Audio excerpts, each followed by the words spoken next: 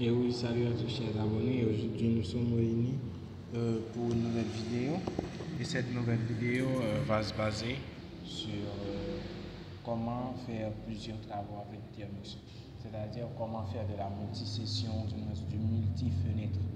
Ça signifie que vous pourrez à la fois faire deux ou trois, le, ou même le, ou même le nombre de travaux que vous voulez avec cette nouvelle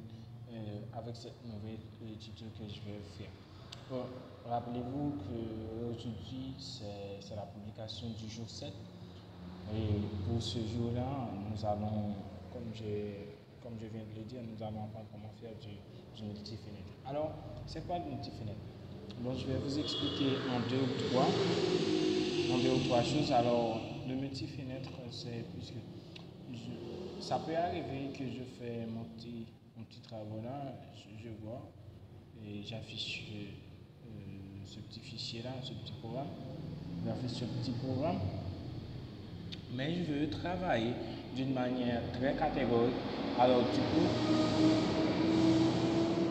coup, ce que je pense faire, c'est que je pense faire du multi-fenêtre.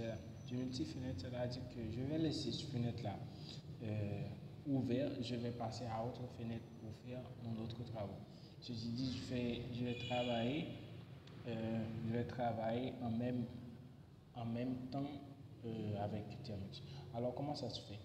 Sur Thermux, on l'appelle le plus souvent session, du multi-session. Du multi-session, c'est-à-dire cette partie-là que j'ai, c'est une session. Alors, si je vais avoir une autre session, alors je vais glisser le doigt de la gauche vers la droite dans l'écran Thermux et puis vous allez voir cette partie-là apparaître. Et quand cette partie-là, ou du moins cette barre-là d'à côté, est apparue, alors cette barre-là va nous permettre de faire de multi-sessions. La seconde session, je vais essayer de l'ouvrir. Alors, vous voyez que maintenant j'ai un petit nouveau session pour faire d'autres choses. Alors, ce que je vais faire, je vais ouvrir le petit programme en Python. Mais ce que je vais faire dans le petit programme en Python, c'est que je vais le modifier en Python. Alors, j'ouvre un éditeur de texte, même si je n'ai pas encore parlé des éditeurs de texte sur Thermux, alors ça va venir. Vous n'avez juste qu'à faire comme je l'ai fait pour pratiquer un peu. Alors, je l'ouvre et puis je vois que mon petit fichier est ouvert. Je vais ajouter un petit commentaire comme ligne de code. Alors, autre session. Je vais dire autre session. J'en enregistre. Mais voyez-vous, cette fenêtre-là est toujours restée ouverte. Et maintenant, je vais basculer vers l'autre fenêtre pour voir si ma correction a tout à fait, si ce que je viens d'ajouter dans ce fichier-là a été ajouté dans notre session. Alors, je pense voir et je l'ouvre de nouveau et vous voyez que ce que j'ai ajouté à tout bonnement été modifié dans cette session-là. On peut aussi renommer la session pour faire quelque chose de plus beau, de plus agréable à la vue. Alors, ce qui se passe avec mon téléphone, c'est que j'ai un protecteur d'écran et ce protecteur-là m'empêche quelquefois. On peut toutefois modifier la session pour dire afficher.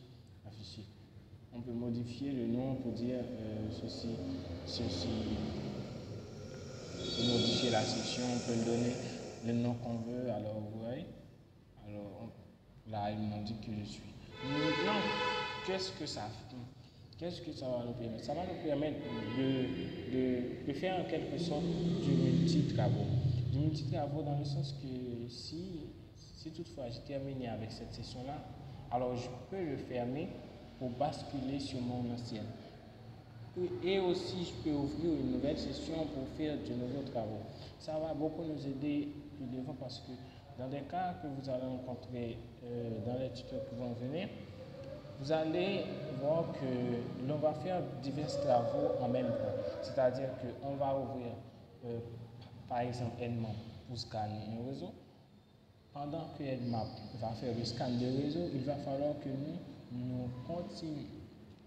Il va falloir que nous continuons avec notre travail. On va laisser Nmap, par exemple, s'exécuter dans la session 1. Et puis, on va passer à la session 2 où on va faire quelques reconnaissances. On va faire des reconnaissances. Et puis, on va passer dans la session 3, où nous allons faire de l'exploitation, et ainsi de suite.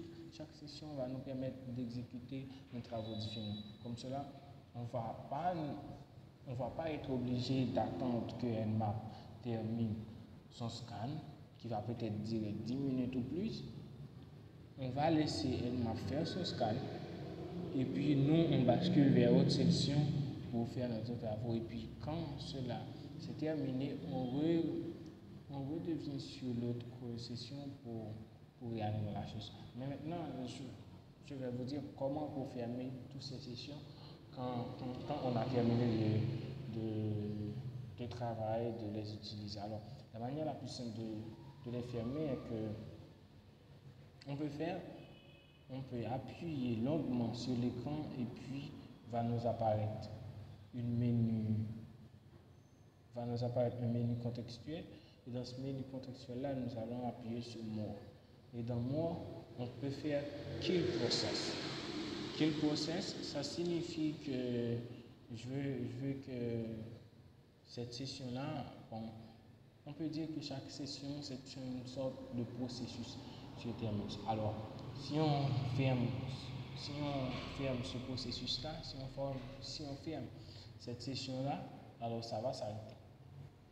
Du coup, on décide de la fermer et puis on fait Enter et puis ça se ferme.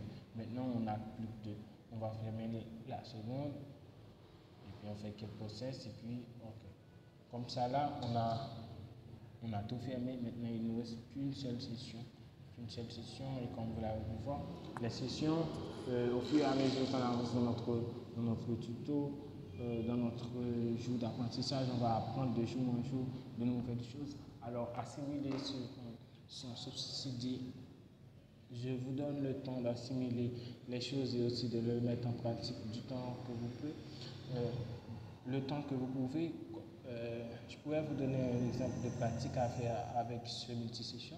Ce que vous pouvez faire, c'est que vous pouvez faire comme je vous ai montré dans les anciennes versions, dans les anciennes vidéos. Alors, vous pouvez tout de même faire comme exercice de pratique. Vous pouvez faire la commande ls ici pour afficher.